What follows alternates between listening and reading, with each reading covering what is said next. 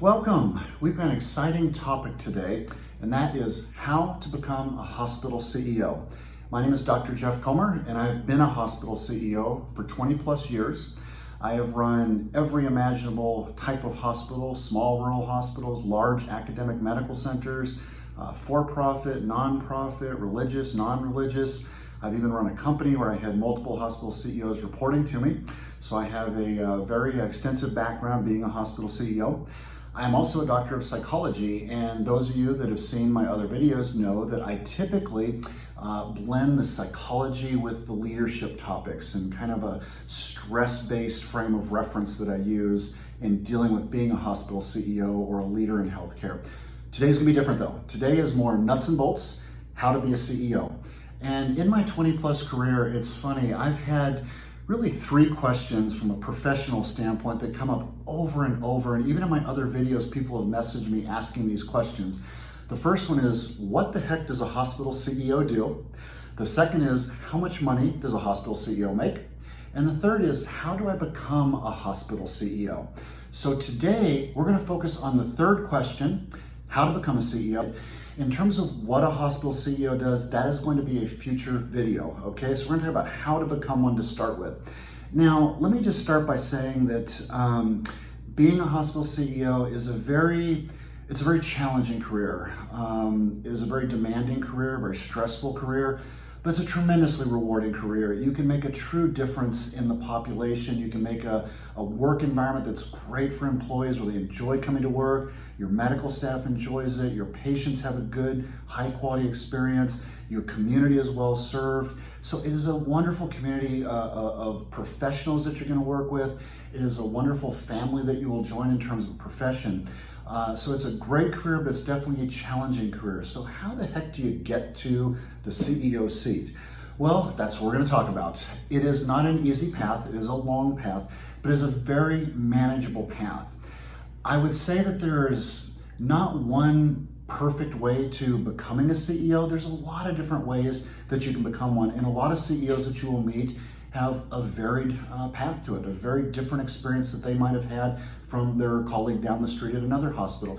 There's really no right or wrong way, but I would say that there are some commonalities. There are some underlying themes present in most CEOs that make them successful. We're going to talk about four of them today. We're going to talk about the education. We are going to talk about the work experience. We're going to get a little bit of the psychology with the mindset of being a CEO, and then we're going to talk about the specific settings you can go to. So those four kind of categories, if you will, can really help you to understand some of the underlying themes and issues that you need to understand and have strengths in to be a hospital CEO. So first, starting with the education, you definitely have to have a bachelor's degree. There's no question about that. There was probably a time 30, 40, 50, 60 years ago when you could not have a bachelor's degree and be a hospital CEO. Those days are long, long gone. You must have a bachelor's degree, and this day and age, you gotta have a master's degree. And there may be a few CEOs out there that have kind of been grandfathered in and worked up the chain of command and become a CEO without a master's, and that's wonderful. And it's not to say that it won't still happen, but I think it's very, very unlikely. So you do need to have a master's. The master's degree, it can be in a lot of different fields. You'll still see people that have an MHA, an MBA. Some people might have a master's in finance. They might have a master's in nursing. A lot of different masters you can get. And I'm going to talk about some key underlying things you need to have in your work experience that will tie to your master's. So we'll come back to that in a second, but it is important to have that master's degree. The traditional route to a hospital CEO that I followed was an MHA or an MBA. And between the two, I don't have a strong preference. Some people say you gotta have an MBA today. Some people say the MHA. I don't have a strong preference. I just want whoever I'm hiring into a CEO role to have one of those degrees, or again, some of the other master's degrees. Now, the thing to keep in mind though, once you get the master's degree or your bachelor's, you've got to continue that education. This is a defined profession. Hospital administration is a profession. We have a code of conduct, we have professional standards, we have ethical requirements, as we should. And so the continuing education piece is very important. You can join organizations such as the ones that I've been familiar with and have participated in, American College of Healthcare Executives, Medical Group Management Association, Healthcare Financial Management Association. There's a few others that you can join as well. Those are the three that I've been involved with and had a great experience with. But I really would encourage you, once you finish the formal education, join one of those organizations and pursue your fellowship to show your dedicated commitment to continuing your knowledge, keeping up with the trends that are happening in the field, because healthcare is changing so quickly and you can't just sit in your office and keep up with it. You really need to get out, get that continuing education, and be a member of one of those organizations. The thing to really focus on, though, when you're doing the master's, doing your continuing education, I mentioned I was going to come back to this in a few minutes ago, you've got to have solid business skills, okay? In the other video I'm going to do, what a CEO does, we'll talk a lot about this, but just briefly, a CEO is a leader. You are there to do strategic planning. You're there to communicate. You're there to do business planning. You're not there to be a clinician. And I've seen a lot of people who have clinical backgrounds kind of struggle with that. I've seen a lot of great nurses. They're wonderful caregivers. They become supervisors, managers, directors. They become a chief nursing officer, and then they become CEO. It's very difficult for them to separate that clinical aspect. I'm not saying forget about it. Don't get me wrong. Having those clinical skills is important. It's great for your leader to have those skills, but that's not what you're there to do. You have clinicians that do that. You are there to be the leader, and that requires solid nuts and bolts business skills. So make sure, again, in your education, your formal education, your continuing education, that you are developing those formal, solid business skills. The other thing that I want to mention before we go on to experience is the education is a credential. Okay, just because you get your MHA or MBA does not mean you're prepared to go and be a CEO. I've had a couple of medical doctor colleagues, friends of mine, who went out and got their MBA, and they came back from and said, okay, Jeff, I'm ready to be a CEO. No, you're not. Okay, doctor, you're not. The MBA is, again, a credential. It shows that you've got that knowledge base. But what is really important after the formal education and with the continuing education is the work experience. Now, there are a lot of different ways you can go about becoming a CEO from a work experience standpoint. I already mentioned it might be a nurse, started at the floor nurse level, worked his or her way up. It might be the route that I took, where I became an assistant administrator after graduate school, and I created all the presentations for the CEO, and I kept his calendar, and I went to all the meetings with him, and I kept all of his files. Then he started throwing project work my way. Then he started giving me some operational responsibilities. He gave me housekeeping, he gave me facilities, kind of got me into the profit and loss responsibility standpoint. Again, there's a lot of different ways you can come. None are better or worse than others. Okay, they're just different. They all have pluses, they all have minuses. The important thing, though, and really would stress this, regardless of what role you come from in your work experience, there's several things you've got to do. One, you have to get increasing operational responsibility. Okay, you've got to take on more stuff, more things that you're responsible for, more things that you're overseeing. You've also, as I mentioned, got to have those business skills, solid financial business skills. And then you need to have the following areas of experience that I would describe them as.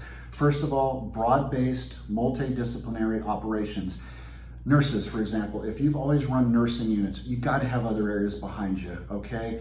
That you've had the nursing areas is great, but you also need to maybe take on radiology. Maybe you need to oversee business development. Maybe you need to oversee housekeeping. There's so many different areas in the hospital setting, and you need to have a broad exposure to all of them. If you came out of business development, for example, you've got to get into line operations, okay? So that kind of leads to the second thing that I'm recommending. You have to have profit and loss experience, okay? You've got to be responsible for a budget. You've got to show that you can live within a budget. You've got to show that you can grow a budget and handle everything that comes along with managing people, managing your staff, working with your medical staff.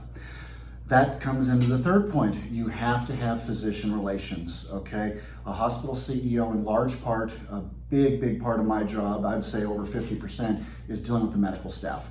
The medical staff brings your patients in, they manage the flow of your patients, they dictate your length of stay, they dictate a lot of the utilization review components that go into a stay of a patient. And so you've got to have a good relationship with your physicians, got to know how to involve them in strategy, involve them in operations, get them working with you instead of against you. I've seen too many hospital CEOs that kind of get sideways with their medical staff, and that will be in the video, what a hospital administrator does. I'm going to talk a lot about that. But you got to learn how to work very collaboratively and professionally, collegially with your medical staff, okay?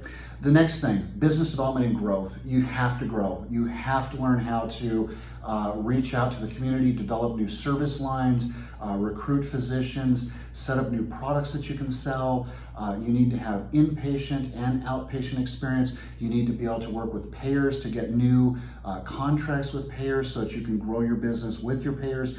You need to learn to work with your community organizations and groups to develop relationships there. So many different aspects of business development and growth. But to be a CEO, if you don't know how to grow your service line or business, I promise you, you won't be a CEO for very long. So really take opportunity when you're going up the ranks to work with business development, to learn how to grow things, to expand. That's the fun part of our jobs.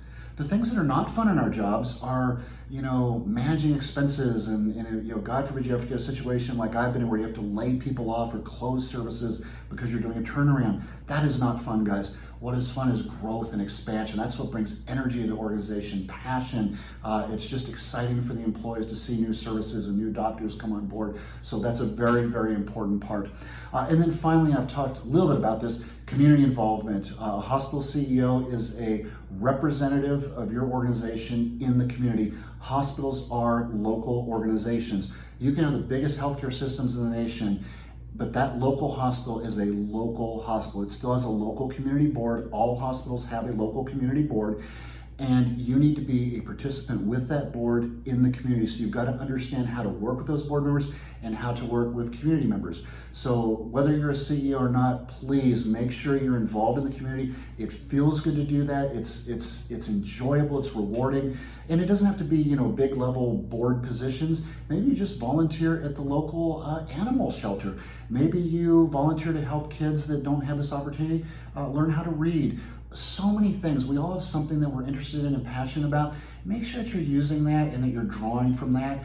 And then as you become a CEO, the fun thing is you have such an opportunity as a leader in the community to expand that even further and make a huge impact, not just in your hospital, but in the community, okay? So that's just some basics with work experience that you need to factor into and consider. There's other things you can think about, but those are really the key ones that I see are really important to have on your resume when you go to apply for that first CEO job.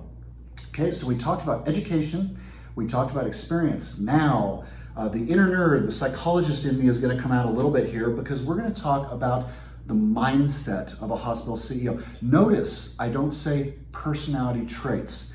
As a psychologist, don't get me started on the fallacy of defining personality traits for leaders or any type of aspect of being a human being. Personality traits are very hard to define, they're very inaccurate. So I call it a mindset because there are certain things that I would say make a CEO, one, be interested in being a CEO, and two, successful in being a CEO. Again, I'm talking specific to healthcare. This actually can apply though to other industries as well, okay? So the mindset. There are several underlying themes that I see that make a good CEO. Again, these are not personality traits. I want to stress that. These are mindsets, okay? First of all, a hospital CEO must have leadership skills, and that involves charisma, communication abilities, getting everybody moving forward together. The CEO has a lot of different stakeholders, a lot of different constituents that he or she has to keep informed and be involved with and get moving in that same direction. You've got your board, you've got your leadership team, you've got your medical staff, you've got the payers, you've got the community, you've got the regulatory environment, you've got all these different entities and groups that you have to get on the same page moving forward to achieve your vision, to achieve your strategic direction. And it's really hard to do because a lot of those groups have very different motivations. They have very different wants and needs. And the art of being a leader is having that charisma, having those leadership skills, communication abilities to get people moving in the same direction. Another thing that's very important from a mindset perspective, you have to be able to distinguish between the big picture and the small picture, okay? I've had a lot of CEOs say, well, I'm a big picture kind of guy. I don't think about the details. I've had other CEOs that are so involved in the weeds, in the details, they miss the big picture. I will tell you folks, a good CEO can balance the two.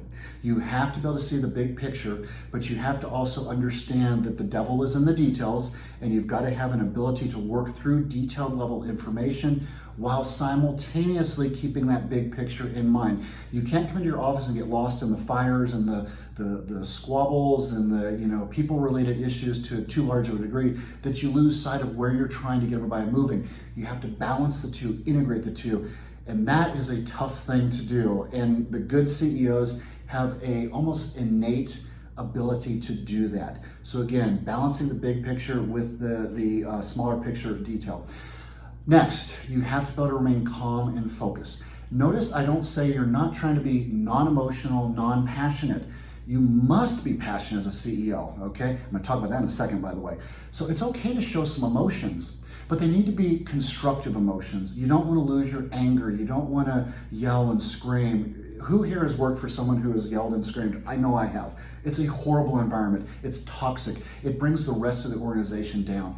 Never, ever, ever yell and scream. There's no reason, no excuse ever to do that. I don't care how mad you are, how bad something was, or something that was done that was so terrible. You need to stay calm, you need to stay focused, you need to stay very reasonable. That doesn't mean you don't show emotions. You want to show emotions, but in the context of a passion, of a drive. And I'll come back to that, okay? I've talked a little bit about this, but those solid business skills, I can't stress it enough.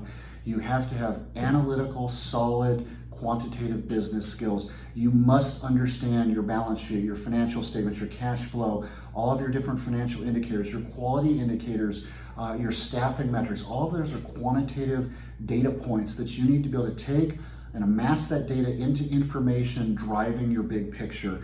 And that, although it is very science-driven, the quantitative side, there really is an art to using that information to drive the big picture strategy. Okay, so that's a very, very important component. The next thing, you have to be able to work with all personalities. There's no way to get around it. Guys, we all have people that we just don't mesh with psychologically. That's human nature. I go to work every day. There's people I really don't enjoy working with. They're doing good in their jobs. They're being effective. They're getting the job done. They're performing well. We just have personalities that just don't quite blend. You gotta be able to work with those people. Now, if somebody's not performing and doing a bad job, and that's a whole different thing. I'm talking just personality differences. We all have them, right? And that's one of the things that's really good about going to an MHA or MBA program. They throw you into a lot of group projects where you have to work with different personalities and you kind of learn how to do it. So again, that almost natural ability to work with different personalities while staying calm and reasonable and keeping everything moving forward, very important skill set for a CEO. Passion, I talked about that earlier.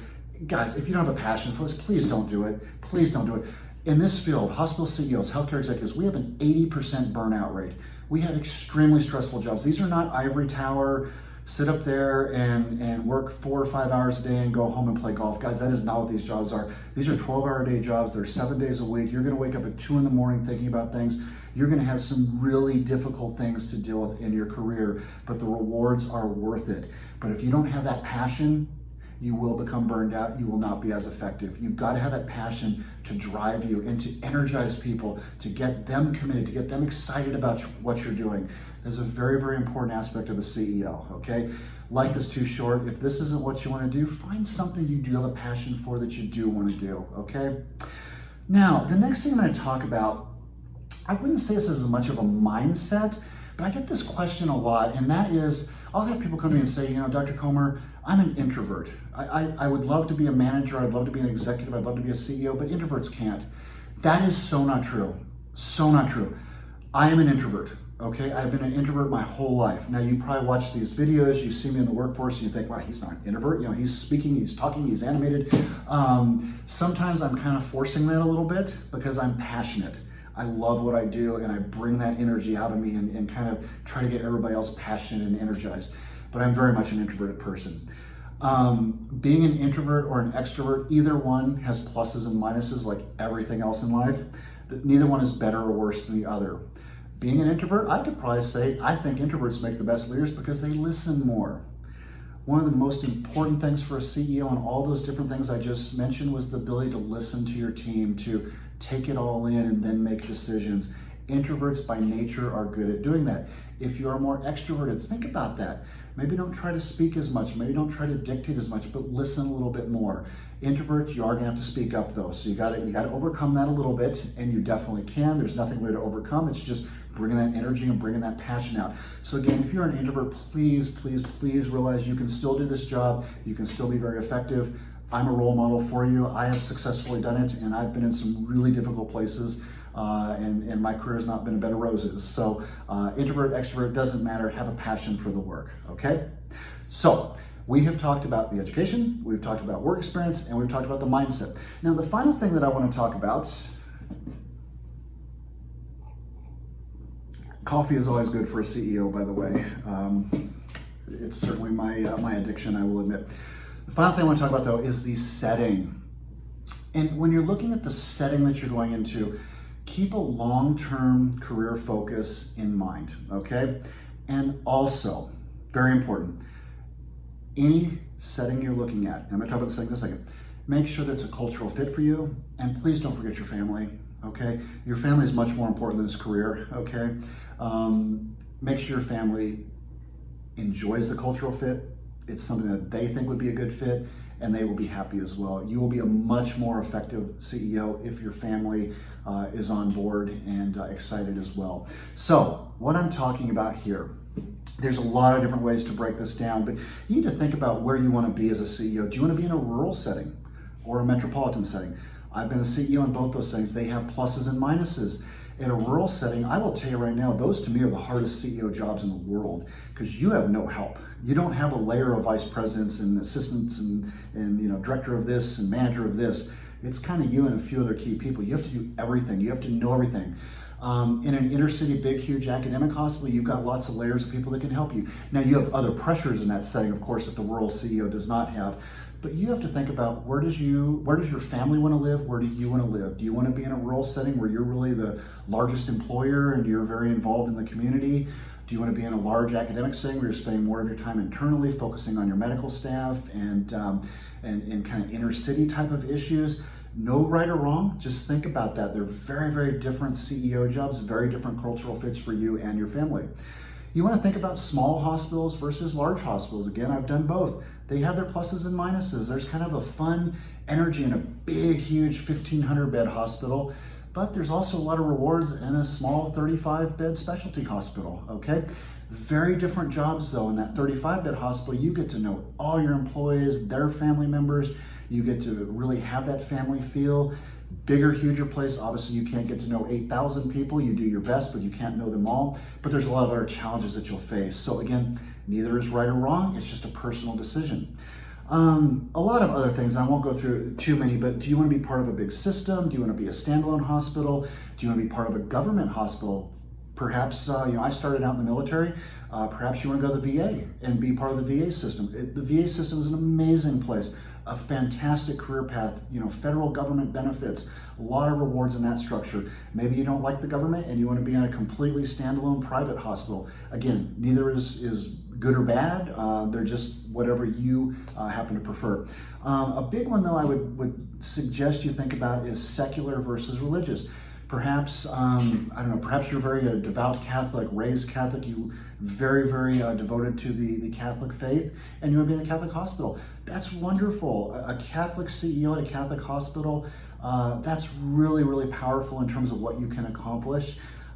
If you are not religious at all, maybe you just don't have those beliefs or you're spiritual in other ways, you might want to go to a secular hospital. Again, nothing is right or wrong, just different interests that you might have. And finally, nonprofit versus for-profit. I've been on both sides, and I will tell you this, I don't see a whole lot of distinction. A lot of you are going to disagree with that. Again, that's just been my experience. I have been with, and I won't mention it, but I've been with nonprofit systems that honestly were more for-profit oriented than any for-profit system I've ever been with. I have been with for-profit systems that had a better culture and value structure than any nonprofits I've been with. I have also been with for-profits that were, I would quite frankly question the ethics a little bit. So there's all kinds of for-profit and nonprofit. The most important thing is when you're interviewing, make sure that you find a fit that feels good to you. The other, I guess I will mention one other thing. In general, a lot of these different categories that I mentioned, they're not rigid, meaning that if you go to a big inner city, large academic hospital, that doesn't mean you can't go to a rural hospital down the road, or vice versa. You certainly can. There are a few things, though, that are pretty set. A ready example would be acute care versus behavioral health care. If you've gone down the road of being a hospital CEO in the acute care side, it's pretty rare or slim chance you're going to end up being a behavioral health hospital CEO if you have that interest down the road, and vice versa. Those two paths really do diverge, and they don't cross over a whole lot. So most of these settings that I described, you can cross over and kind of go back and forth to a degree. But something like acute versus behavioral health, very hard to. I was fortunate, and then I have a doctorate in psychology, so I spent most of my career in acute care. I always had behavioral health in those acute care hospitals, but I was an acute care guy. But with my doctorate in psychology and my clinical expertise, then I could go to a behavioral health hospital CEO job, which I have done. So, there are variations to that, but just kind of keep these settings in mind. So again, today we've talked about 4 things. We've talked about the education, we've talked about the work experience, some mindset issues, and various settings. There's a lot of additional factors to becoming a CEO. Trust me, I know that. But these are 4 that I find you really have to kind of put some thought into. And the most important thing is to, whether you're an early careerist, maybe you're just coming out of undergraduate school, or maybe you're 45, you've got a family and kids and a mortgage, the route to a CEO from those 2 positions may be very different. So you have to think through your setting, where you are in life, what your strengths are, what your weaknesses are, and kind of keep those 4 categories in mind as you're developing your career path. It is really important that you manage this career. Do not do this career haphazard. It, guys, is very difficult to become a hospital CEO. There's a funnel, okay? There's only one person here and lots down here. You do need to manage your career strategically and think through what are the logical next steps. The final couple things I just want to mention, this is a little bit more on the psychologist in me. Make sure, as I've talked a little bit, that you have a good fit with the culture you go to. I do believe very strongly that a CEO can be great in one setting and fail miserably in another setting. There is a contingent base of where you will be successful and based on your personality and the culture of the organization, okay? So when you're interviewing, and check out my video on interviewing, it talks a little bit more about this, make sure it's a good fit for the organization and for you. Very, very important. Second, and I really stress this, find a good mentor. I don't care what stage of your career you're in. If you're a brand new kid out of undergraduate school or a little bit older like me with 20 years on your resume, you always need a mentor. There will be things that you will come up against as a CEO or in any stage of your career that you really don't know how to handle. Guys, I'll be honest with you. I have walked in as a CEO of 20 years of experience to many meetings thinking, oh gosh, I don't know what to do here. Everybody wants the answer and I don't know what the answer is. That is a really opportune moment to have a phone call with a colleague or a mentor who can give you their perspective, and it can kind of help you a little bit. Have that mentor to help you with those issues and the career planning. Very, very important part. Please take care of yourself. This is a very demanding career. You don't want to lose your family over the career. You don't want to lose your health over this career. Balance is key to everything. Please make sure that you're taking care of yourself with self-care, with wellness, taking care of your health, balancing your life, okay? So I have talked really quickly. I could spend hours on this. I'm trying to keep this at the 30,000 foot level to give you some good, solid, tried and true tested methods that have worked for me and that I've seen in my career that you can take with you and apply to your career, again, regardless of the state of the career that you're in. We're all managing our careers. I still am. Each one of you are. So I'm in this with you. You're not alone. And if I can be of any help to you guys, please message me, leave a comment. And I hope this has been helpful to you. And I'll have some more videos coming out soon. Thank you, guys.